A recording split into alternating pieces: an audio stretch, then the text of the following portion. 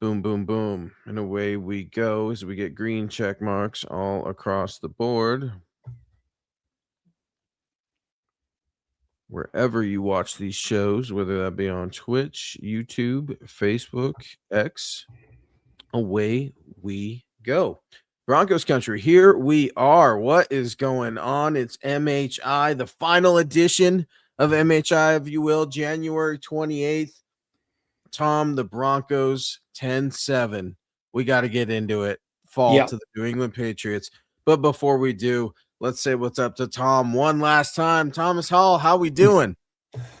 Well, it could have been doing a lot better if we, if we could watch the Broncos in the Super Bowl. And I think, my opinion is, if Bo Nix hadn't got hurt, we would be watching them in the Super Bowl. But that's, ifs and, whatever. Ifs don't really matter. But yeah, it's a bummer. It really is. I'm doing good though. I'm doing good, but it is a bummer for the Broncos. Yeah, it's a bummer, man, to see the Broncos tossed out the way they were unceremoniously 10-7 in Denver. We're forced to listen to Coach Sean Payton at the podium yesterday. Today you got the owners talking. It's a lot to digest, right? But we're going to do it here on this final edition of MHI. Let us know what you guys are thinking. How are you guys feeling? It's still pretty raw for us, right? 10-7 to the Patriots, a nasty snowstorm. Jarrett Stidham, Drake May, Broncos defense. We can get into all of it. We've got some moving pieces potentially on the coaching front that we've got to get into. And head on over to milehighhuddle.com and check out all of the latest. Yeah, Tom, you said it, man. It was an absolute bummer. That was a game that was absolutely in reach for the Broncos, but multiple blown coaching calls that, I don't know, perhaps affected an offensive coordinator like Lombardi getting released yesterday, getting fired. A lot to get into, man. Yeah, definitely. And I mean, well, let's just get right into it, because when they went for it on 4th and 1 from the 19, I said that's going to cost them the game, and I still think it did. In a 3-point loss, they should have taken the points. They had a backup quarterback who hadn't thrown a pass all year. You're going for a 4th and 1 with bad weather coming. That to me was one of those decisions that you just don't make. I understand you want to be aggressive, but that was not the time to be aggressive. And I told my wife, I was like, that's going to cost them the game. And sure enough, they lost by 3 points. There were plenty of other things that happened in the game as well, but that right there really, I thought, was kind of the catalyst for that game to be lost. Yeah, and Jarrett Stidham, the turnover, obviously, right? I don't know when we got into shot putting footballs around here, but he did it twice in the same game, and it drove me nuts. I will say, I was trying to ride with Stiddy, but he looked a tad slow to me, Tom, at times too. I'm like, gosh, just get there, kind of a thing. What a challenge, though, right? I do not put this loss on Jarrett Stidham. There were many things, blown calls, but certainly the turnover didn't help. 3rd down was a struggle. It became so glaringly obvious, as if we didn't know already, that Bo Nix is truly the heartbeat and soul of this team. Sean Payton has had questionable offensive calls all year. Bo's been able to find the most out of it. Sean deserves a little bit of credit for that as well. But it's frustrating, Tom, watching Sean Payton call this Broncos offense in the AFC Championship. The guy had lots of time to prepare for it, and it just kind of feels like it was a coaching failure. Yeah, it was. And the interesting thing is, this is not the first time that the Broncos have lost the AFC Championship game 10-7 in a defensive struggle where it was the kickers really kind of cost them the game. Happened to Buffalo in 1991. So it's kind of like deja vu for me. I was like, wow, 10-7, missed field goals.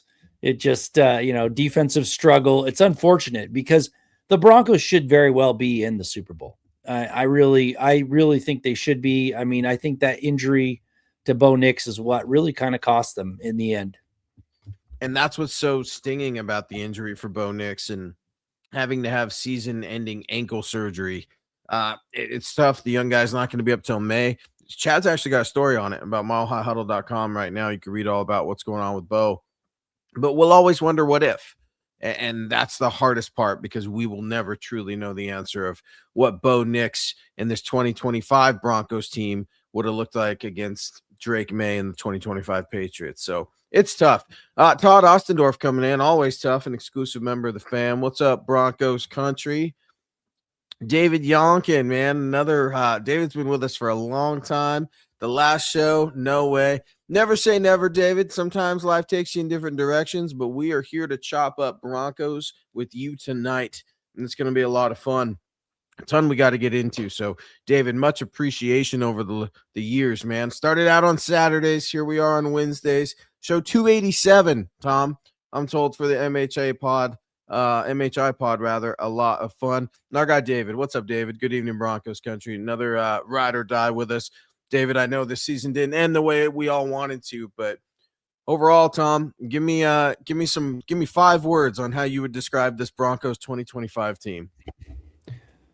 Well, I would say they were pretty darn good. I mean, they exceeded expectations for sure. And they were 4 points away from going to the Super Bowl. I don't think anybody really, when they really sat down and said, yeah, they're going to be in the Super Bowl this year, I think there was always some doubt in there, but they proved they were a good team. They proved that they were there. They should have been in that AFC Championship game when they beat Buffalo. It's unfortunate, but yeah, I mean, I would look back and say, just kind of sit back and say, wow, they really did an amazing job, knowing that it was second year for Bo Nix, still big dead cap, and being able to play as well as they did and win win tie for the most wins in franchise history. It was a great season. It just stings that they couldn't make it all the way. They're going to need some help, and that's what Casey's saying. What's up, guys? Pick one. A.J. Brown, Pickens, or both. Also, what kind of contract would you like to see? How about neither, man? Casey, I love you, man. You've been rocking with us so long. Thank you for all the support over the years, dude. Neither, man. They're both head cases. I don't need that on my team right now. Phenomenal talent, but it's tough when you get the wide receiver diva, right? At least Emmanuel Sanders could put out on the field. I mean, yes, diva for sure, but he was a team guy. Guys loved him. I still remember Cortland Sutton, Emmanuel Sanders throwing water bottles at each other, Tom, during Cortland's rookie year. That's how wide receivers fight. Yeah, I'm with you. A.J. Brown to me was a problem, a teammate problem. Going up saying, hey, I don't get enough. Give me more chances. And then when he does get the chances, he blows it in the playoffs. He's a no for me. Even though he's talented, I think that would disrupt what has been built so far for this team. A lot of character. And Pickens, you just never know about him. You never know what he's going to do. A world of talent. But again, one of those players who I just wouldn't trust in the locker room. I wouldn't trust on the field. There's enough problem with mental errors as it is for this Broncos team. You don't want to bring, more mental anguish that could cause more strife during a game that George Pickens would bring. And so I'm out. I want them to go draft a young stud wide receiver. I mean, don't take, other people's kind of leaving, so to speak. No, Broncos country are going to be looking for more love, man, especially with new guys coming in and out. You got to figure out what's going on with the tight end, right? Lots of improvements that need to happen on this offense. And guys, speaking of love, Valentine's Day is almost here. How will you show yourself and those around you a little extra love, whether it's for someone special or just you for yourself? Cozy Earth makes it easy to bring comfort and care into your everyday life. This Valentine's Day season, we are offering a BOGO pajama deal you don't want to see any other time of the year.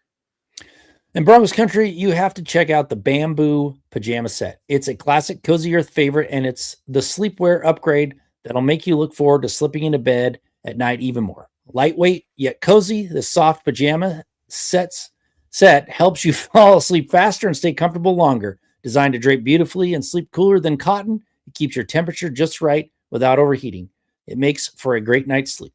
Boom, guys, try them out. And if you don't love them, return them hassle-free. But trust me, you won't want to. Cozy Earth offers customers a 100-night sleep trial as well as a 10-year warranty, because once you feel this level of comfort, you'll want it to last a decade. These viral PJs are so good that they sold out during the holidays. And now they're back with an exclusive deal only available January 25th to February 8th. Head to CozyEarth.com and use our code HuddleBOGO to buy one, get one free. Get these PJs for you and someone you love. And if you get a post-purchase survey, be sure to mention you heard about Cozy Earth right here at MHH. Celebrate everyday love with comfort that makes the little moments count. Boom. Tom, I could listen to you talking about pajamas all night long. We gotta move it along. First on the MHI finale. Holy cow, Shannon Mills coming in here, man, coming in fast and furious, an exclusive member of the MHH community, super supporter of the MHI show. We really appreciate you, Shannon, all of your support and energy this postseason has been amazing. What a ride it's been for not only MHI and Broncos country, but riding with you guys here on MHI. Good evening, Luke, Tom, and Broncos country. It was a bummer, but I think the future is bright for this team. They've got the franchise quarterback in Bo, great ownership that'll be there to back them up to acquire the pieces they need to win. Go Broncos. Shannon's liking what the Walton Penner ownership group is saying over at Broncos HQ today.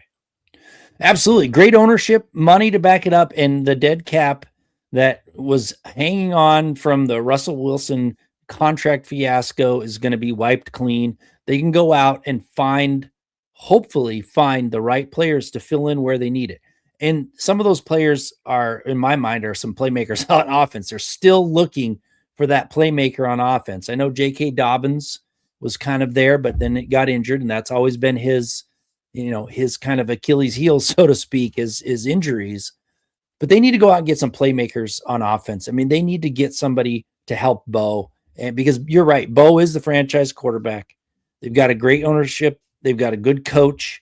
They have good character on this team. I mean, a solid team that you've got with leaders on it. They just need a few pieces to put them over the top. And they were already there. I mean, they were inches, away from actually getting to the Super Bowl and possibly bringing back another Lombardi. And so, yeah, you've got to find those key pieces. And I think they're willing to spend the money to do it. Well, Tom, as you know, being able to have the privilege of hosting MHI, co-hosting it rather, you get afforded certain opportunities covering Broncos football. You've done a lot of really cool work, whether that be on Legends, whether that be writing. You've been at it for a number of years, Tom, long before I got into the game. It's cool when you get to pick favorite memories. And Shannon, I'll just cue you in. It's no secret to Broncos country.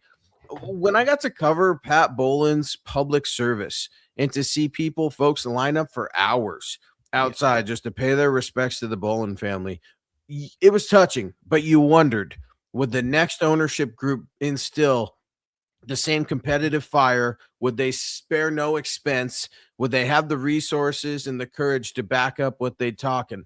And absolutely, with the Walton Penner ownership group, Shannon's onto something here. It truly starts at the top, and it's really, I don't know, peace of mind when you know as a member of Broncos country that this ownership group is aggressive.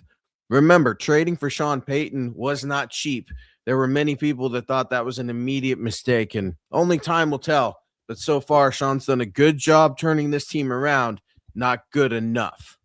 Yeah, absolutely. And it's amazing. I mean, Pat Bolin loved the Broncos, and I'm not privy to, what the Walton Penner group, how they really feel in their heart about the Broncos. But one thing I do know is they're willing to do what it takes to make this team better in the right ways. They're not a meddling owner. They're putting their money where it needs to be put. They're putting their support behind the people that need to make the player decisions, the decisions on the field, and they're staying out of it. So it's a great ownership group, and that's what it takes. It takes a good ownership group, a good coach, and a star quarterback. They have those. So in my mind, they are still on the cusp of getting to that ultimate goal, even though they missed it by by 4 points. They missed it. It's just too bad. It's a damn shame is what it feels like. And yeah. Chase Wellner, what's up, Chase? What? The final MHI. What's going to happen on Wednesday? The MHI finale for now. Life is crazy. You never know. But Tom and I are going to step away for just a bit. I will tell you this, Mile High Huddle is not slowing down. Chad's going to be cooking something up, so do not worry. Do not fret. Broncos country, you will still get all of your up-to-the-minute Broncos coverage. A good thing for both Tom and I and Chad and Mile High Huddle. No drama, no any of that. So a good send-off, and we're going to send this show off the only way we know how. That's getting at everybody else, man. So thanks. Fire out your shot. Let us know what you think is going to happen with Davis Webb. Is Jim Leonhard going to stick around? We'll give you some more shout-outs, Chase, and everybody else. Chase was with us since the very beginning as well. And holy cow, she's back. Deanna Hendry with a $100 super generous. Been riding with us for years, Deanna. It's crazy. Here we are, my friend. Hello, everyone. Definitely a coaching failure. I'm looking forward to this next season. Hopefully, the Broncos can give some money to Jaquan McMillan. J-Mac. We need a wide receiver 1, RB1, and some bulk on the offensive line. Also need healthy layers in players. Love Bo Nix. Glad he will be back stronger. Thank you so much, Deanna. God bless. Yeah, thank you, Deanna, and thank you for all the support you've given us over the years. I know this is our final show, but it really has been a pleasure to interact with all of you, whether you agreed with me or not. I have loved being able to come here every Wednesday night and talk football with my guy Luke and with all of you. So thank you so much for the support, Deanna. We really appreciate it. And you hit the nail on the head. Wide receiver 1, running back 1, big needs for sure. And the thing about the coaching, it's like, I mean, when someone thinks they're the smartest man in the room, they always try to prove that they're the smartest man in the room for some reason. If you are the smartest man in the room, you don't have to prove it. You're in the wrong room. And I feel like Sean tries to prove it all the time. And I think that leads to some of his coaching failures. And I think you're right. There was some major issues in the coaching, regardless of who was at the quarterback. And I said last week, as long as Stidham doesn't lose the game for him, I think they'll be okay. Well, he kind of messed up as well, but I really want Sean Payton to kind of think about his, how his persona a little bit and be aggressive, but be smart about it. Don't try to prove everybody wrong that you're right. Just go out there and do what is the best for your team, not necessarily for your ego. And I think that gets in his way sometimes. It's tough, man. I agree. Sean gets in his own way. That's one of his biggest downfalls. And he owned it. I give him that, right? He's like, man, it starts with me, as it usually does, right? When things aren't going right. But then you got to change something. It feels like things were disappointing. It felt like Joe Lombardi getting the axe yesterday, Tom, to me was kind of like, I'll be honest with you. It didn't bother me so much as it left me with a bad taste in my mouth. And I'm thinking, man, here's a guy that, you were loyal to, and he was loyal to you. And is he the one calling the play, Sean? Did I miss something or what? He suggested a play on 4th down or something like that you didn't like. And now the guy doesn't have a job. I thought that was your guy. Now, I don't really know about Lombardi and what he did or what he didn't do, but it left me, a Sean Payton guy, with an equally bad taste in my mouth, especially after the Patriots came into Denver and bullied your squad 10-7 to go to the Super Bowl. I didn't like it, Tom. Yeah, it seemed odd. I mean, the only thing that I can think of is maybe they're trying to keep Davis Webb and promote him, but they haven't made the move. You would think they would have done that already, and maybe they're just kind of waiting to see if he doesn't get hired as a head coach. But, it almost felt like a knee-jerk reaction, like Sean Payton was ticked off that they didn't win the Super Bowl. So he's like, well, something's got to happen. And you know what? You're standing there right next to me, so you're fired, kind of thing. So it just seemed kind of strange to me that he would pull the trigger on that, especially with the history between them, how long, and really the play calling is on Sean Payton, not on Lombardi. Regardless of what Lombardi says, the buck stops at Sean Payton when it comes to play calls. So he cannot say that, he wasn't calling the right plays or anything like that. It was a strange move. Hopefully we see what that move entails. Maybe it's Davis Webb. I don't know why Davis Webb would want to become the offensive coordinator for the Broncos without play calling duties, though, when he can go somewhere else and have play calling duties. Like What, the Raiders? That would suck, man. That Well, would suck. I mean, he's being courted other places, so he might go somewhere else and be the offensive coordinator. I'm not sure, but it would be a step up, but he's still not calling plays, and I think that's what his ultimate goal is, to call plays, then make more of a name for himself. He's already out there interviewing as a head coach, and then get that head coaching job, which surprises me that Vance Joseph just kind of disappeared off everybody's radar. What happened? He's just like, nobody wants Vance Joseph all of a sudden, which is, a little bit odd when Davis Webb's getting more head coaching interviews than Vance Joseph, who, really engineered a great defense and turned around what many of the faults that I saw in him from his earlier days. So it's just a strange kind of cycle, but we'll see what happens. I don't know what the firing was all about. Yeah, it's tough, man. And these guys may be having to drown some of their sorrows with food, Tom. I don't know. Have you heard of Goldbelly? It's this amazing site where you can get the most iconic, famous foods from restaurants all across the U.S., and it's perfect for game day, Valentine's Day, or anything else that you have going on. Guys, it's amazing. Goldbelly, well, they will ship you the iconic Chicago deep dish pizza from Lou Malnati's, the original buffalo wings from Anchor Bar in Buffalo, Guy Fieri's unbelievable trash can nachos, real Philly cheesesteaks, or even the legendary Franklin's barbecue straight from Texas to your door. With Valentine's Day coming up, they also have great gifts like award-winning dinners from Peter Luger's Steakhouse, world-famous macaroons from Lauderdale, and even the exact cake served at JFK's wedding to Jackie O. The Philly cheesecake caught my eye. It was absolutely delicious. It was high-quality grub delivered to my door, and it lived up to the lofty expectations I had and the legend of the Philly cheesesteak. It was like having a culinary piece of Philadelphia shipped to me hassle-free. Sometimes you don't know what you're going to get quality-wise from online food ordering sites, but Goldbelly absolutely delivers. This tasted amazing. So whether you're looking to turn game day into an unforgettable experience with friends or want to impress a loved one on Valentine's Day, go to goldbelly.com and get 20% off your first order with promo code MILEHIGH. That's goldbelly.com, code MILEHIGH for 20% off your first order. Boom. Goldbelly. And speaking of the belly, man, the Quinn Miners in the offensive line played like ass, I thought, against the New England Patriots. Man, they came in and got pushed around. It was brutal, in my opinion, specifically Mike McGlinchey, man. He just felt to me like he was getting pushed.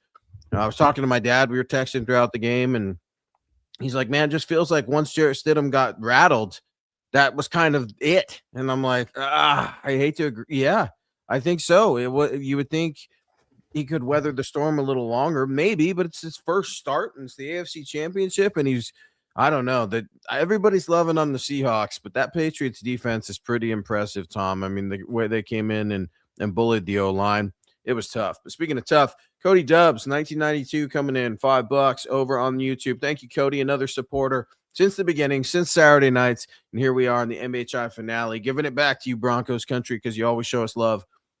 Listen, guys, I really wish Bowers wasn't with the Raiders. I'd say give quite a bit of draft picks up for him, but I don't see it happening, though. Cody, I'm with you. Tom, I'm sure you are, too. Let us know your feelings. It sure would be nice to have a tight end, let alone an elite pass-catching, touchdown-scoring tight end. Yeah, the experiment there with the big, the great free agent signing tight end that we thought was going to tear it all up was a dud, man. And I know people were projecting him to play really well and have all these, incredible numbers. And I wasn't even going close to what people were saying. And I was way off. So it was just a shame, but yes, the Broncos, you're onto it, Cody. The Broncos need to get a playmaker at tight end, at wide receiver, at running back somewhere. They need to have someone with elite talent to put this offense over the top. They don't have it right now. I love Cortland Sutton. He's not elite. He doesn't scare defenses.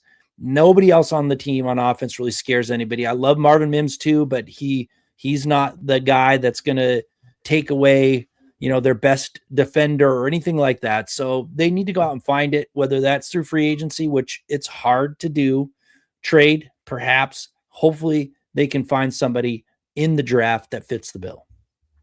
Well, and he's got to be able to come in and play right away. That's something Sean Payton demands of his players who are also getting older. I mean, I hate to be that guy, but Tom, this is a good Broncos team, but I don't know what the 2026 team is going to look like. We're all sitting here complaining, bitching like we should be because they need so many different keys to get over the hump. But that's not assuming you're going to be just as good on defense as you were this year or overall just as healthy. Your quarterback's not going to be able to put weight on his foot till May. Let that sink in for just a second. Now, I'm not doubting Bo. I'm not down on Knicks in the rehab or any of that. I'm just saying you can't always assume these things are going to translate to the next year. What, the Patriots won a handful of games or less last year, and here they are. Sean Payton turns around a Broncos squad who won the AFC West and was the number 1 seed in the AFC and the AFC Championship. Come on, these things happen. The Jacksonville Jaguars, did you have them coming into the playoffs? I didn't. That's the point. That's why this truly is the best league. It's a league of parity. Some screwy things sometimes happen, but I don't know, Tom. It's a crazy professional sport. It is. It really is. And just speaking of what this team should look like, it shouldn't look much different in my mind. There should be some key additions, and I still think they're gonna think long and hard about bringing Jonathan Franklin Myers back. I think, especially if Vance Joseph stays, I think it's going to seem very similar to what we saw last year, but they're going to try hard to find that one key piece that they were missing on offense. Man, that's a lot, though. I mean, talk about RJ Harvey needs to learn how to be a running back.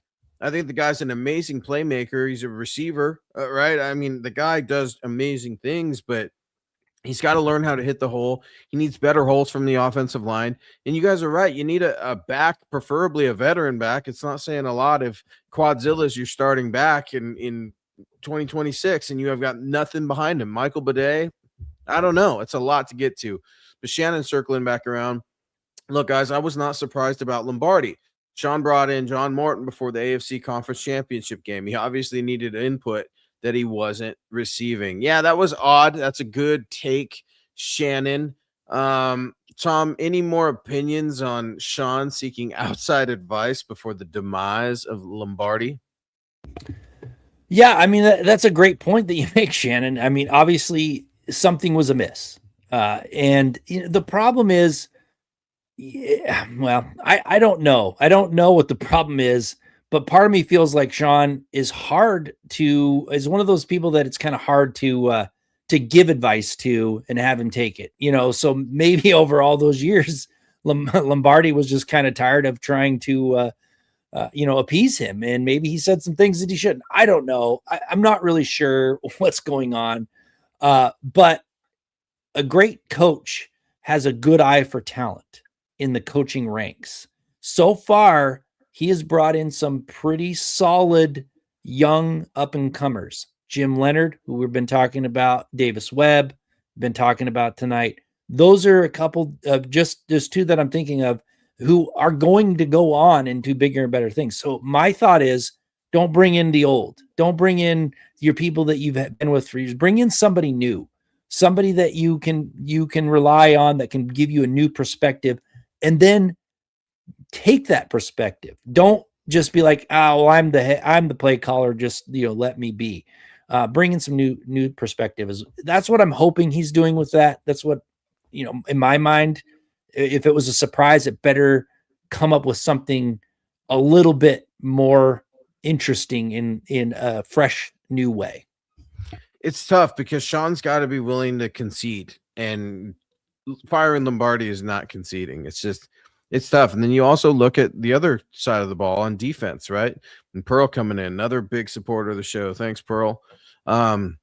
It bugs me, guys, lots of times that VJ does not make adjustments. He certainly has gotten better at making adjustments, but it does make you wonder too. It seems like there's been a frustration with Vance Joseph a little bit when the times are when defense is getting squeezed a little. Sean looks like he's got no patience, even though defense has been carrying this team and has definitely kept them in, dare I say, every defensive comeback, fourth quarter comeback. I don't know, Tom. It's tough when you look at VJ because I really didn't want him back here. I know you felt the same way on previous MHIs, but he's done good things with this defense. Could it be perhaps Vance wants to stay in Denver, you take an interview, absolutely, for a head coaching job. But what if VJ's okay with where he's at as a DC in Denver? Would you be okay with that? What do you think the likelihood that could be?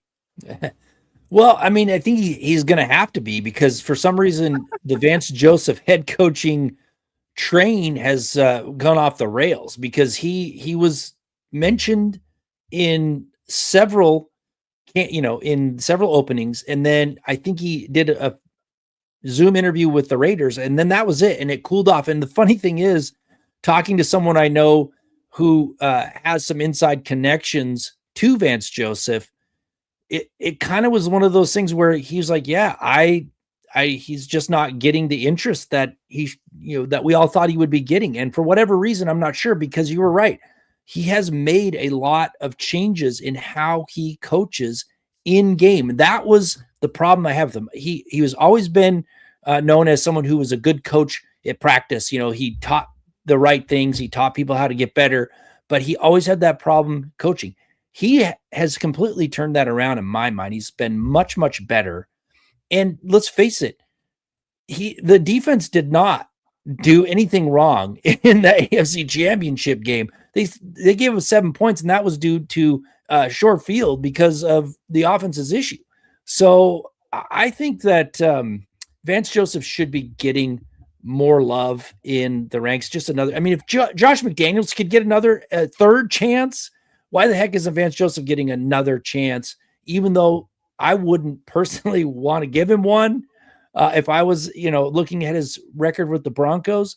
But if I look at what he did this year as a defensive coordinator, I would think long and hard about giving him a second chance. Well, and it's really tough when you look at Drake May, who was 10 for 21 with 86 passing yards. Tom, that was it. For comparison, Stiddy had he went 17 for 31, 133, a touchdown, and that interception, obviously. I mean, just bizarre. What do you make of the weather? It was crazy to see the weather change so fast. I know you've been dealing with as much weather as you can handle, Tom, and you wish you had more coming your way. But it was tough, man. It was tough to see the Broncos struggle. It was no secret that the snow was coming. I don't know. Do you think weather really deterred the Broncos from losing that game, considering the Patriots had to play in it too? Well, that was my point early on, is the weather's coming. It's going to be bad. That every single point you can get is going to matter in this game. That's why you don't go for it on the 19-yard line. You kick the field goal, because you've got a backup quarterback who's going to be playing in bad weather in the second half. Now, if it was going to be a beautiful day and points were going to be, there to be taken, sure, maybe be a little bit aggressive. But when it gets to bad weather, you never know what's going to happen. It makes it tougher to score points. And so knowing that the weather was going to turn, I think it had. I do think it had a factor. And I think Sean Payton should have thought about that in the second quarter when he went for it on 4th and 1. Well, and that's what's so that's just what's so disappointing about it, because you'd think Sean would know better, right? You think Sean would. It drives me nuts, because I wonder what's going on in that headset. Who's he trust? And if we want to speculate, not Lombardi. Right? Yeah, no kidding. Not Lombardi. Lombardi's the fall guy, right? And it makes me think of Chris Carter back in the day, right? If you in a crew, you have got to have a fall guy, and apparently Lombardi was the fall guy. At least that's the case here. It's tough, because if you consider the fact that the OC job has been opened, people, including myself, have speculated and wondered, well, does that mean that Davis Webb could potentially get a promotion? What would that promotion look like? We're arguing, man, does it mean play calling? Would Sean ever give that up? I mean, do you get play calling input? I'm a Sean guy. He's driving me nuts right now. I appreciate all he's done. Don't go anywhere. But somebody sooner or later has to get through to Sean, and he needs to evolve as well. I would be absolutely flabbergasted if Sean Payton gave up play calling duties, but I would be absolutely elated at the same time, because Sean Payton, he's an offensive guy, and he's had a past of creating great offenses. But at this point, I think he needs to give the play calling up to somebody else. I think for this team to be maybe get over the top. That maybe is what needs to happen. And I think he's called some good games. He's called some terrible games. But that fresh new perspective, someone who can go in there and play call, and he can have the final say. I mean, I remember Shanahan always had the final say on any play. It was, but I think there's more in the game that happens that Sean Payton needs to be paying attention to, including knowing that the weather's coming and you need to take the points when you got the chance to take the points, things like that maybe he just, he's got so much going on in his brain that he doesn't think about that. And that part of that has to do with the play calling duties. I mean, that's, if you think about it, that's why, Steve Jobs wore the same outfit every day. He didn't have to make another decision because he left those decisions for the important stuff. Well, when you got everything going on in your head about play calling, maybe you miss some of those more important decisions that you should be making. So I would love it if he did it, but I don't think he will. Well, and here's the thing too, not to bring up ugly memories, but a fact is a fact. This is the second year in a row that the special teams or the field goal unit has screwed the Broncos. Second year in a row. So is all this run that Darren Rizzi's getting, and yes, the special teams unit has been drastically improved. Will Lutz and the special teams unit this year have been huge contributors to not only the victories, quite literally at times at the end, or just keeping points on the board. But I'd have to go back and look. Don't know who missed their block or what happened. But, when you got a defensive lineman, defensive end, whatever the hell he was, getting that massive paw up there to smack the football, it was just deflating, Tom. I mean, you said it earlier about Sean not going. Just you knew that was coming back to bite you. When I saw that, for me, I was thinking this could be it. This could be the beginning of the end in the AFC Championship while Broncos country weathered the storm, a quite literal storm on and off of the field. Brutal for Broncos country, freezing out there, watching their guys fall to the Pats 10-7. Yeah, it was unfortunate. I mean, there were more than one mistake in that game, obviously. I mean, that's why they only scored 7 points. But I don't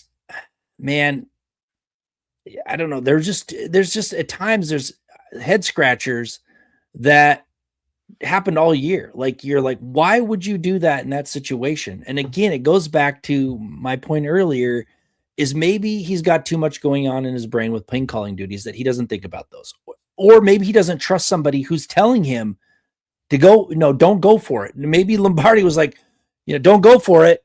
Or he's telling him to go for it. And so he does. I don't know, but whatever's happening, there's, something needs to change in my mind, because it happened too often this year for a coach who is pretty dang good. And you would think that he wouldn't have made that many mistakes, but he did. He gets in his own way. Sometimes we all do it. Albert Knoppers over on Facebook. Albert with the show since Saturdays, man. Appreciate you, Albert. It's been a minute. Still use Sean Payton's playbook, but slim it down. That's it. There is too much.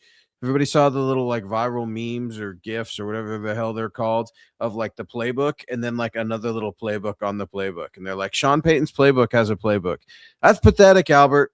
We know that Sean knows ball, but he is so obsessed and he is searching for that perfect Frank Crumb play on every single down. And you can't have that perfect play that goes according to all ideal circumstances around you on every single down. There lays the problem. And Sean, somebody's got to be able to give it to him straight. You got to pay these guys to tell you no every once in a while and say, nah, it's not I don't know. Sean gets the final call, sure, but you can't just have a bunch of yes men around you. That's one of my biggest worries right now, at least with this coaching staff. Well, maybe Lombardi was a yes man, and he's like, and maybe Sean Payton had the epiphany, like, I don't need a yes man anymore. I don't know. I mean, they were together for a long time. I need someone to tell me not to call plays anymore, like your granddaddy would right now. That's right. Yeah. Again, like I said earlier, if you are really the smartest man in the room, you're in the wrong room. So maybe he is making some changes, and maybe he needs to bring some smarter people in, and that's starts with firing Lombardi and letting Jim Leonhard and Davis Webb go. And maybe they're going to go on to bigger, better things. And he's going to start anew with a brand new group of folks. Oh man, I feel like there's got to be a lot of changes coming. I mean, coach can't double down, right? And like another Evan Ingram or J.K. Dobbins, just at different positions. Like, right? I'm looking at the free agent running backs. What do you want, Tom? And Najee Harris, Austin No, Eckler, Travis Etienne. You want Pookie to come back? I know he did nice things. no. Like, I mean, that's Kenneth Go Walker. draft a guy. Yeah. Draft a guy. So then you're going to have another young backfield still, but then what do you want to do at the wide receiver position? It's going to be interesting. Not sure their cap numbers off the top of my head or anything like that. How much longer are they carrying the Russ Wilson dead cap, by the way? Are we wrapping up on that? Gone. Yeah, it's over. I mean, there might be a little tiny bit left this year, but pretty much that 58 million that they were carrying last year is gone, and they are free to spend more money. Wow. Speaking of being generous, just like the Walton Penner ownership, Deanna Hendry, very generous with not only her love, but all of her resources, takes, and time that she spends on our show. She has gifted dozens of memberships to the Mile High Huddle community over the years. She's been rocking with us on these MHI airwaves, rocking with us tonight on the MHI finale, Broncos Country. We love you guys. We appreciate you guys so much. And Deanna coming in saying, Sean Payton won't take advice or admit that he's ever made a mistake. Everyone knows he should give up play calling, but won't. My opinion, we get better if they go out, get us some elite players. Owner's definitely going to want a retractable roof. Great show. Going to miss you. Deanna, we are not far. Always reach out anytime you want to talk. God bless you and your family. Amazing take, Tom. A lot to unpack there. Yeah. Well, I'm going to start with elite players now, and I'm going to go and talk about the hated Chiefs for a second. When Tyreek Hill, who I can't stand, was playing, at all pro level, and Travis Kelce was younger and playing at all pro level, Patrick Mahomes looked like a world beater. I mean, everybody was saying he's the greatest quarterback that ever lived. He's going to do it all. And then as soon as those didn't exist anymore, those elite players started to fade away off into the distance, he looked average. And in fact, he was less than average this last year when you look at it, without your Patrick Mahomes goggles on. And that's just it. He had elite players. Bo Nix would look so much better if they had elite pass catchers and an elite running back or an elite tight end to go along with it. He would be one of the best quarterbacks in the NFL. He has been doing what he can with okay players. Cortland Sutton is an okay player. He's not great. He's good, but he's not good enough. And the rest of them are not good enough. You hit it. They need to find a playmaker, a true playmaker. We've been saying it since last year. They didn't do it. They went out and tried, but it didn't happen. They've got to hit it this year. They've got to get it right. I love where Deanna's coming here because, the Sean won't take advice or admit he's made a mistake. I think he's admitted that he's made mistakes. The problem is he's just not getting better because, as Deanna's telling us, Sean won't take any advice. He won't listen to anyone on how to get better. He knows best, and that is the problem. I mean, he's Sean Payton for a reason, but at the same time, it is what it is right now, and things have to get better. I think the Broncos have the ability to get better, but the rest of the league is going to be getting better too, and that's something that we have a hard time grasping, or at least they're trying to do. The AFC West is going to look different next year. It's just the fact of the matter. I don't know where Webb's going to end up. I hope it's not in the AFC West anywhere. But with the stadium, yes, I think the retractable roof, right? I mean, Walton Penner ownership group, they've invested a lot into this football team, Tom, and continue to. I mean, changing the field, the grass partway through the season, that's cool. All right, it keeps your guys healthy as well. It's something I really like. They've been involved in the community. They spare no expense. They want a little bit of ROI, especially with a Super Bowl in Denver. How crazy would that be? Denver, Colorado hosting a Super Bowl. Would it happen when the Broncos' new stadium with a retractable roof? Absolutely. Yeah, they've been trying to do it for years, and it's always been the weather. They did it in the New York Giants stadium, and the weather wasn't that great. It's cold as heck. But now if they have a retractable roof, then they're definitely in the running for a Super Bowl because it's a great venue. Denver is a great town, great venue for that sort of thing. I think they would jump at that if they could remove the weather issue in January. Would you have ever thought you'd see the day? I know that they bought up all that train property land, right, in Denver, and they're getting ready to start taking bids still with it. You can feel something coming. The fan base has been alluding to this. So, Deanna, that'll be crazy. I know when it gets there, Broncos country and Deanna will have to make the trip down and figure out what it looks like, because it's going to be a monstrosity. It's going to be cool, I'm sure. The Walton Penner ownership group, they're not exactly cheap, are they, Tom? No, I think it's going to be probably one of the most beautiful stadiums in the NFL. You know, they've got the money to spend, and they've seen all these other stadiums.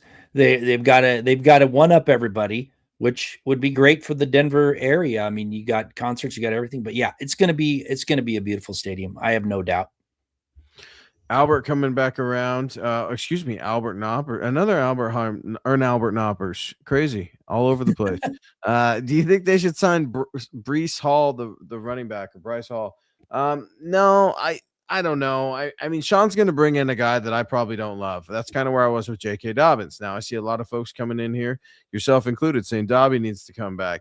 On a cheap deal, maybe you know what you're getting, but what's he look like? I thought I was under the operation, or at least thinking. Now, we cautioned folks on these airwaves last week. We're speculating J.K. Dobbins going to play, and then he's out, on Thursday, Friday? I mean, completely blew one of my keys to victory to absolute hell. It's disappointing. What would you say to a J.K. Dobbins reunion with the Broncos next year, Tom? Sorry, no. I'm a no. Not that he isn't talented. The Broncos missed his production, but he's not reliable. You can't win if you're sitting in the tub, like they say. You know, that's availability is the best ability, and he is injury prone. There's no doubt about it. You cannot trust him. You cannot put your eggs in that basket. If you had somebody else that you knew you could rely on, and you brought in J.K. Dobbins on a cheap deal as a third down guy, which I think he'd be a great addition for that, then yes. But if he's going to be your kind of running back, the one that carries the load, absolutely not. No way. I would say no. No, it's going to be tough. I mean, and what's he look like? That's what I wonder right now. What does he look like? I don't want to doubt somebody, but didn't we just practically run Javonte Williams out of town into Dallas because of the injured running back aging thing? Well, J.K. Dobbins, man, when you look at comparing those two backs, it makes you wonder if Dallas found themselves something good and what their long-term or short-term goals are with Javonte Williams. But this Bronco team has to get better. I just don't know what that means for their coaching staff, right? I mean, I guess we thought by now Vance would, like you said, have accepted a head coaching gig. Maybe by now you're trying to promote Leonhard up or somebody else. Now there are all these conflicting reports. You can read about them over at milehighhuddle.com, suggesting that other teams are wanting to lure Leonhard away as a potential DC for calling the defense. You're also starting to see, and it makes me wonder, I mean, is Sean sitting there telling Vance, you don't need to call the defense anymore? How ironic would that be? Right? He's like, you got to give up play calling duties. No way, right? Yeah. Tom, I mean, talk me down. No way. That would be crazy. No, that wouldn't happen. I don't think that could happen. No way. I don't. Yeah. That'd be crazy. I think we missed something though. I think we missed a Cody throwing in a super chat here with a question about the best running back coach. So here's what do you see as one of the best running back coaches in the league? I'd like Dever to sign him as an OC. LOL. The best running back coach in the league, in my mind, Bobby Turner. He's not going to be an OC. Never will be. He's on his kind of final descent of coaching in his career. He's been around for a very long time, but that's my guy. I think what he did, obviously with Terrell Davis and what he's done throughout his career with many no-name running backs. I think he's the best running back coach in the league, but I don't think he's going to be OC. Well, what about, I'm trying to look up some other running backs coaches for you. Because Bobby Turner, man, he's not exactly buying green bananas, if you know what I mean. Eric Bieniemy, I guess, his idiot ass went back to Kansas City. I'd never wanted him here. What about Stump Mitchell, often called the running back whisperer, Tom, with a history of coaching top backs like Mitchell, Mike Sellers, and Clinton Portis. Man, I remember Stump Mitchell back when he was playing for the Phoenix Cardinals, I think it was at that time. He may have been there with the St. Louis Cardinals. I can't remember, but definitely the Phoenix Cardinals. I remember Stump Mitchell, man. It was a cool name. I always thought it was a cool name, and I thought he was a pretty decent running back. Yeah, I mean, I think he has been in this league for a long time. Is he even being looked at as an OC? Most times it's like these young up and comers. Not sure if anyone's even got Stump Mitchell on their radar for play calling duties. No, and it's crazy too how like the league kind of comes and goes with guys too, right? Off the top of my head, Tom, I'm thinking about. Do you remember Jeremy Bates? Yeah, I remember Jeremy Bates. Yeah, the Jeremy Bates of the world and the steep fall off, and even McCoy, right? Yeah, Mike McCoy. Thinking about Mike McCoy, kind of another thing, right? Like flash in Yeah. the pan, then they get an opportunity. And correct me if I'm wrong, but didn't the first guy, what I call him, Jeremy Bates? Yeah, didn't he go to USC? He might have. I can't remember. I thought he went to SC, and correct me, Broncos country, back me up or correct me if I'm wrong. I thought he was at SC when Pete Carroll was there, and I thought that he was calling the offense for Matt Leinart and Reggie Bush. It could be. I don't remember. I don't remember the college, the USC college dynamics there. I just remember Pete Carroll jumping ship at the last, right before the storm came down. Good old Pete used to know when to pull out. Not so much anymore. As Las Vegas, right? Like, man, I thought maybe they would present a little bit more of a challenge, Pete Carroll, but as they quickly found out, the Pete Carroll experience in Las Vegas fizzled out. Yeah, when you're on your fourth go around, I think it's it's one of those things where it probably isn't going to work, especially in Vegas with the Raiders. I mean, they got so many problems from ownership all the way down, so it's one of those things that he didn't really have a chance. And I don't really care for the guy anyway, so good. I'm happy to see him fail, especially with the Raiders. So yeah, I don't like him either. What do you think about Mike McDaniel being hired as an offensive coordinator for the LA Chargers? I loved when he's like, well, if you can't beat him, you join him. Yeah, no, I mean, I think that's a good hire. I mean, he's got a pretty good offensive mind. I just think he was not good at the head coaching duties. He's one of those guys that's going to go back, learn from the better coaches, hopefully, and then get another shot and probably be better at his job. Where most coaches, they get that first shot, they don't really succeed, and then they don't succeed in the second shot most times.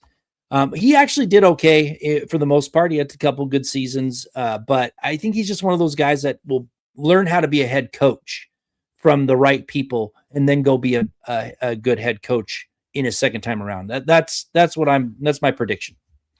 Tom, what are the chances that Davis Webb stays with the Denver Broncos? Well, I think the chances are good if Sean Payton is willing to give him play calling duties.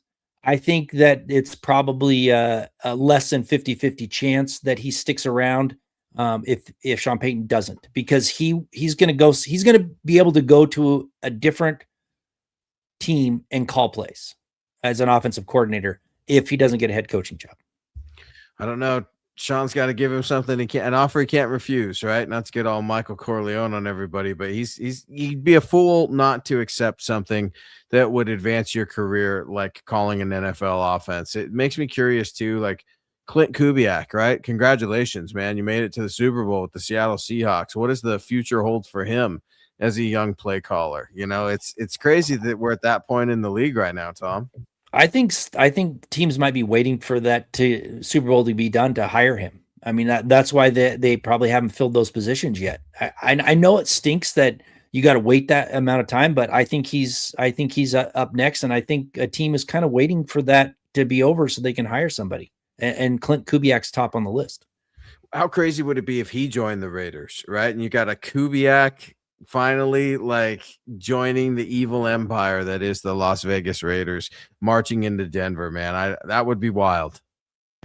Yeah, I wouldn't. I mean, there's bad blood. He's from the Shanahan coaching tree, and Al Davis did him so dirty that, I know that that was from, 1989. That was a long time ago. Things have changed, but man, being from that coaching tree, that'd be a slap in the face to go to the Raiders. And I know that you got to jump at the chance when you get it, but man, that'd be a tough one.